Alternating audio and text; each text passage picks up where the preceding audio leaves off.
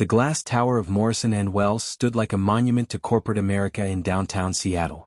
I adjusted my tie for the third time in the elevator, watching the numbers climb toward the 42nd floor. 6 years of experience in tech consulting, an MBA from a state school, and a portfolio that spoke for itself, or so I thought. Mr. Coleman? They're ready for you now. The receptionist's smile was professional but distant. I followed her down a corridor lined with awards and photos of the executive team, all impeccably dressed, all radiating the kind of confidence that comes with privilege. The interview panel sat behind a massive oak table. Jennifer Walsh, VP of Innovation, Gregory Stone, the CFO, and Brandon Mitchell, Head of Strategic Development. 3 people who would decide my fate in the next hour. So, Nathan, Jennifer began, flipping through my resume without really looking at it. Tell us why you think you'd be a good fit for Morrison & Wells.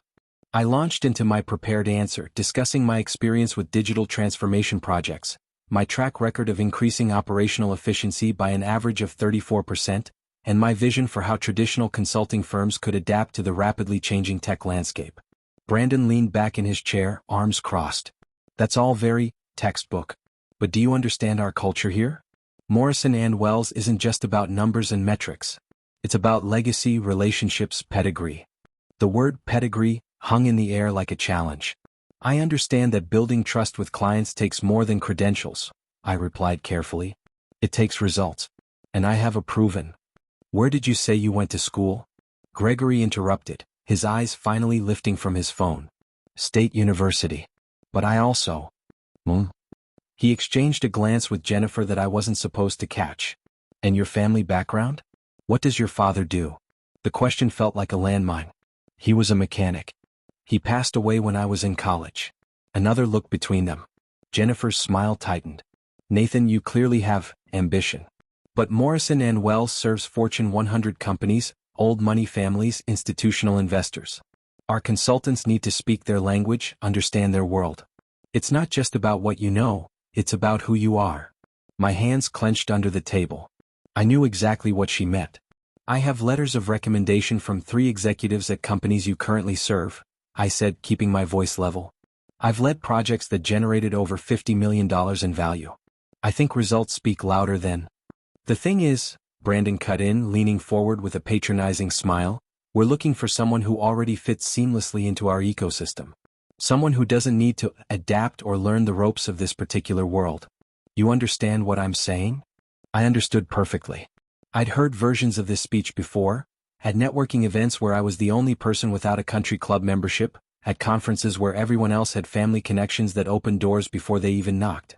With all due respect, I said, my voice harder now, what you're describing sounds less like a cultural fit and more like gatekeeping based on background rather than competence. The temperature in the room dropped 10 degrees. Jennifer closed my folder with a soft snap. I think we have everything we need. We'll be in touch, Mr. Coleman. I stood, shook their hands with a grip firmer than necessary and walked out with my head high. But the moment I stepped into the elevator, the frustration hit like a wave. 6 years of clawing my way up. 6 years of being twice as good to get half as far. And for what? To be told I didn't have the right pedigree? I pulled out my phone and opened my notes app, where I'd been drafting something for weeks. A complete overhaul strategy for mid-sized consulting firms struggling to compete in the digital age. It was comprehensive, innovative, and if I was being honest, probably too good to be giving away for free. The elevator dinged at the lobby. As I walked past the Morrison & Wells logo etched into the marble floor, I made a decision. I wasn't going to let this go. 3 weeks later, I was still unemployed and running out of savings. The rejection from Morrison & Wells had been followed by a form email. While we were impressed by your qualifications, we've decided to move forward with candidates who better align with our organizational culture. Translation: we hired someone whose dad plays golf with our CEO. I spent those 3 weeks doing 2 things, applying to every job that seemed even remotely promising, and obsessively refining my consulting transformation proposal. It had grown from a rough outline to a 47-page document with financial projections, implementation timelines, case studies, and a complete roadmap for how a traditional firm could pivot to capture the emerging market of tech startups and mid-cap companies. Was good. Really good. The kind of good that made me angry I'd wasted it on a company that never even seriously considered me. That's when I got the LinkedIn message. Nathan, this is Veronica Park. I'm a senior partner at Morrison & Wells. Yes, that Morrison & Wells. I heard about your interview with our team. I'd like to discuss something with you. Can we meet? Coffee? My treat. I stared at the message for a full minute. Senior partner? I hadn't even known there was a senior partner named Veronica Park. I'd researched the company thoroughly before my interview, and her name hadn't appeared anywhere on the leadership page. Curiosity won over caution. I agreed to meet her the next day at a quiet cafe in Capitol Hill, far from the downtown corporate district. Veronica Park was nothing like the panel that had interviewed me. She was in her mid-50s, wearing a simple blazer and jeans, with sharp eyes that seemed to see right through corporate nonsense. She was already seated when I arrived, 2 coffees on the table. Nathan Coleman. Thank you for coming. She gestured to the seat across from her. I'll get straight to the point. I've been a silent partner at Morrison & Wells for 12 years. I keep a low profile because I prefer to observe rather than perform. And what I've observed lately is that my firm is dying. I blinked. I'm sorry? We're losing market share to smaller, more agile firms. Our client retention is down 18% over 3 years. Our youngest partner is 47. We're a dinosaur, and dinosaurs don't survive extinction events. They become fossils. She slid a folder across the table. Inside was a printout of my resume, notes from my interview, and my stomach dropped, a document I recognized. How did you get that? I asked, my voice tight. Your proposal? You emailed it to Jennifer Walsh 3 days after your interview with a note saying you thought it might be useful for the firm's strategic planning, regardless of whether they hired you or not. She raised an eyebrow. That was either very naive or very strategic. I'd sent it in a moment of spite-fueled idealism, thinking maybe, just maybe, if they saw the value I could bring, they'd reconsider. Instead, I'd heard nothing. Jennifer filed it away, Veronica continued. But I have access to all email correspondence flagged with certain keywords. Strategic transformation is one of them. I read your proposal, Nathan. Then I read it again. Then I had my personal team of analysts review it. She leaned forward. It's brilliant. Not just good, brilliant. The market analysis alone is worth 6 figures of consulting fees. The implementation framework is more sophisticated than anything our current strategists have produced in 5 years.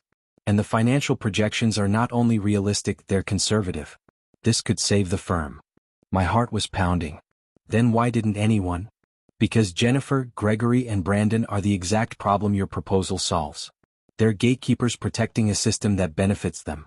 They saw your background, your school, your lack of connections, and they dismissed you before you even opened your mouth. They didn't reject you despite your qualifications. They rejected you because change threatens their position. She sat back, studying me. Here's my question. Are you interested in revenge or are you interested in results? What's the difference? Revenge would be suing for discrimination, going to the press, making their lives difficult. Results would be making them implement your proposal and watching them squirm as they realize the person they dismissed is the only one who can save their careers. A slow smile spread across my face. I'm interested in results. Veronica smiled back. Good. Because I'm about to make you an offer. Veronica's offer was simple and devastating. She would hire me as an independent strategic consultant, reporting directly to her, with a contract that gave me complete authority to implement my transformation proposal. The catch. The rest of the leadership, including Jennifer, Gregory, and Brandon, would have no idea who I was or where the initiative was coming from until the board meeting where it would be unveiled. You'll work remotely for 6 weeks, she explained. I'll position this as a special project commissioned by the silent partners. They'll see the deliverables, but they won't see you. Not until you're standing in front of the entire board presenting the full strategy. And then they'll have a choice. Accept that the person they rejected is now their only path forward, or watch the firm crumble while competitors implement similar strategies. I know how these people think. They'll choose survival over pride. She was right, of course. But I'd be lying if I said the vindication didn't feel sweet. The next 6 weeks were the most intense of my career. Veronica gave me access to everything: financial records, client feedback, internal communications, market research. I built detailed models, stress-tested every assumption, and refined the proposal into something that wasn't just theoretical anymore. It was a complete operational blueprint. I created a phased rollout plan that would reposition Morrison & Wells as a bridge firm, combining traditional consulting expertise with modern agile methodologies to serve both legacy corporations and emerging tech companies. I identified $8.3 million in operational inefficiencies that could be redirected to new service lines. I even designed a new training program that would bring existing consultants up to speed on digital transformation without making them feel obsolete. Every detail was calculated to be undeniable. Meanwhile, I watched from the shadows as the leadership struggled. Veronica forwarded me emails, carefully anonymized, showing Jennifer trying to retain a major client who was threatening to leave for a more forward-thinking firm. Brandon pitched a half-baked innovation initiative that died in committee. Gregory cut budgets that made the firm's problems worse, not better. They were drowning and they didn't even know the life raft was already built. The board meeting was scheduled for a Wednesday in late November. Veronica called me the night before. Nervous. Terrified, I admitted. What if they just reject it anyway? Out of spite. They won't. I've been planting seeds for weeks, letting certain board members know that a major strategic initiative is coming, that it could determine the firm's future. I've made sure every board member has seen our declining numbers. They're desperate for a solution. And you're about to give them one. And Jennifer, Gregory, Brandon? They'll be in the room. Along with 16 board members including me. This isn't their decision anymore, it's the board's. And the board cares about survival, not ego. I didn't sleep that night. I rehearsed my presentation a dozen times, tweaked slides, ran through potential questions. But mostly I thought about my father, how he'd worked with his hands his whole life, how he'd been proud when I got into college, how he'd never lived to see me graduate. He would have loved this moment. The next morning I put on my best suit, the one I'd bought for the original interview, and took a cab to Morrison & Wells. This time I wasn't going to the 42nd floor as a hopeful candidate. I was going to the executive boardroom on the 45th floor as the person who held their future in his hands. Veronica met me in the lobby. Ready? Let's do this. The boardroom was everything you'd expect. Floor-to-ceiling windows overlooking Seattle, a table that could seat 20, leather chairs that probably cost more than my monthly rent.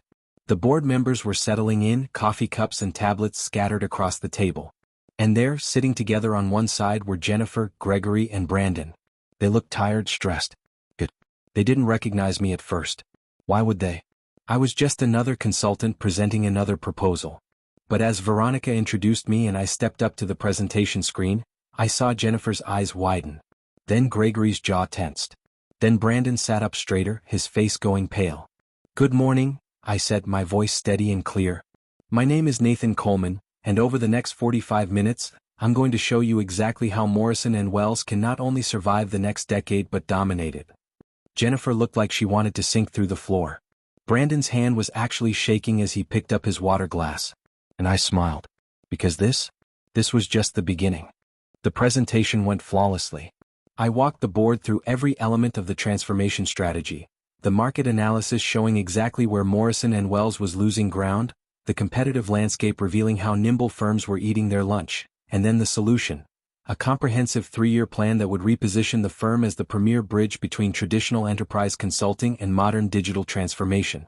The financial projections were impossible to ignore. Conservative estimates showed a 23% revenue increase in year 1, 41% by year 3. Client retention would stabilize, then grow. The firm would attract younger talent without alienating existing partners. It was growth without destruction, evolution without revolution. I made sure to present it all without a trace of smugness, just pure professional competence. The board members asked sharp questions. I had sharp answers.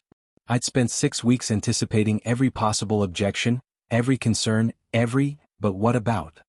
45 minutes became 70.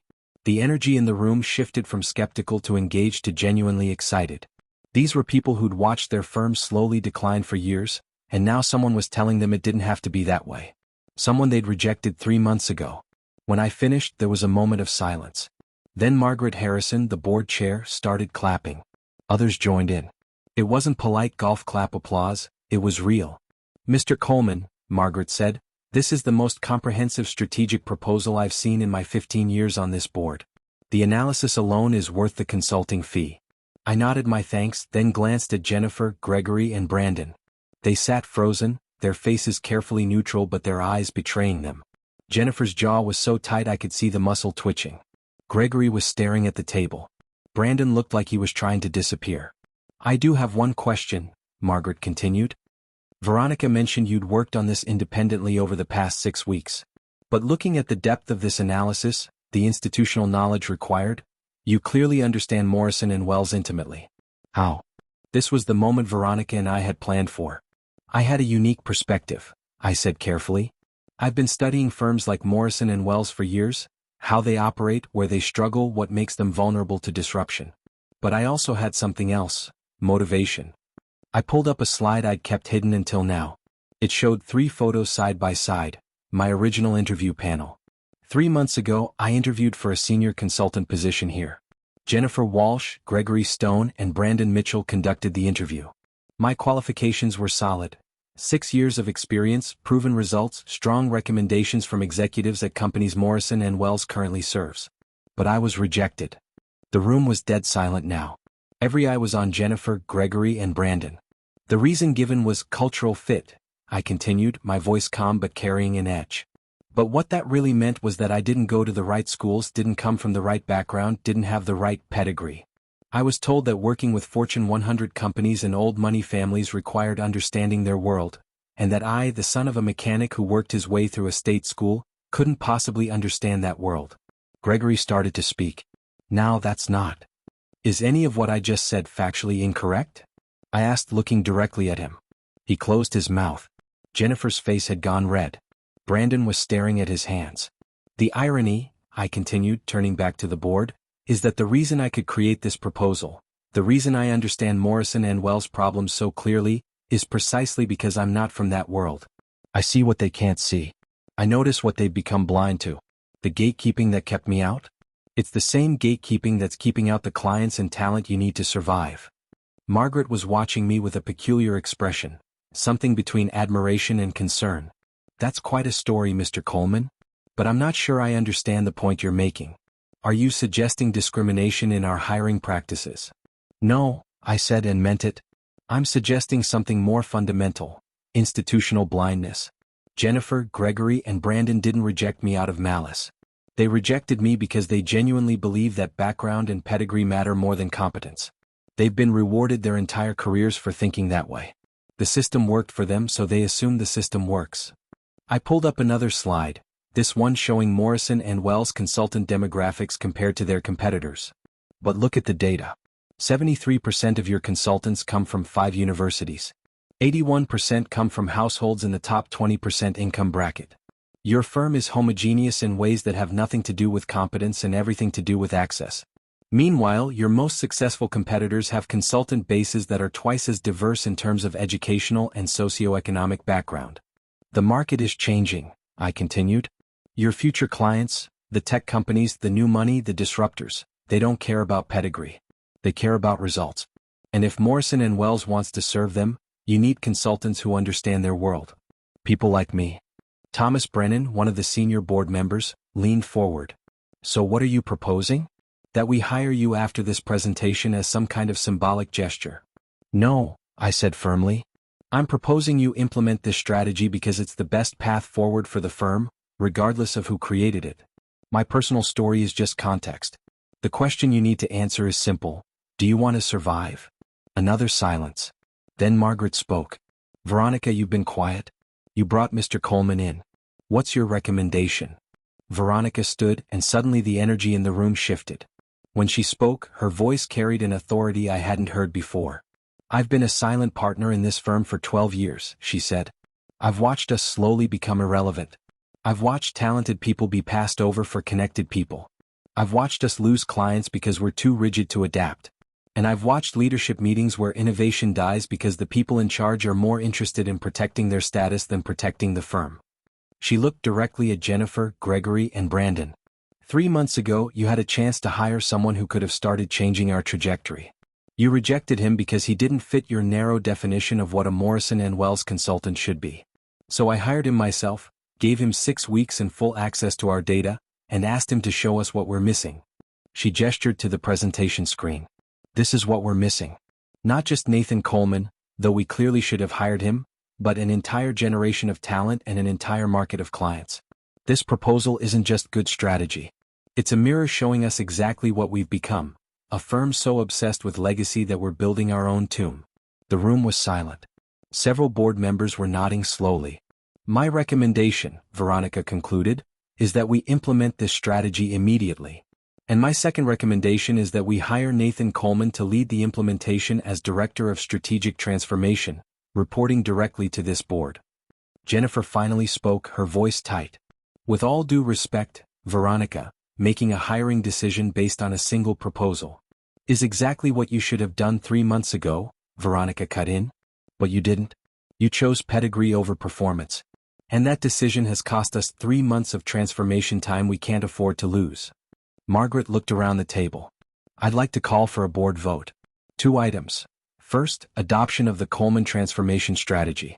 Second, hiring Nathan Coleman as Director of Strategic Transformation with full authority to implement the strategy and a seat in senior leadership meetings. My heart was pounding. This was actually happening. All in favor of the strategy? 16 hands went up. Jennifer, Gregory, and Brandon abstained. All in favor of the hiring? 16 hands again. Same 3 abstentions. Margaret smiled. Mr. Coleman, congratulations. Welcome to Morrison & Wells. I believe you have work to do. I shook hands with board members, accepted congratulations, and carefully avoided making eye contact with Jennifer, Gregory, and Brandon. They left quickly and I didn't blame them. Veronica found me afterward, standing alone in the now empty boardroom, looking out at the Seattle skyline. How does it feel? She asked. Surreal, I admitted. 3 months ago they told me I wasn't good enough. Now I'm their boss's boss's boss. Not quite how hierarchy works, but I appreciate the sentiment. She smiled.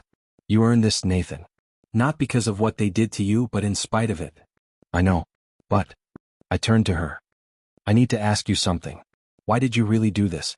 You could have commissioned this strategy from a dozen consulting firms. Why hire the guy who got rejected? Veronica was quiet for a moment, then spoke. 28 years ago, I interviewed at a consulting firm in New York. I was brilliant, top of my class at Wharton, stellar references, innovative ideas. I was also the daughter of Korean immigrants who ran a dry cleaning business in Queens. The senior partner told me I was impressive for my background, but that their clients expected a certain type of consultant. Someone who could fit in at country clubs and board retreats. My eyes widened.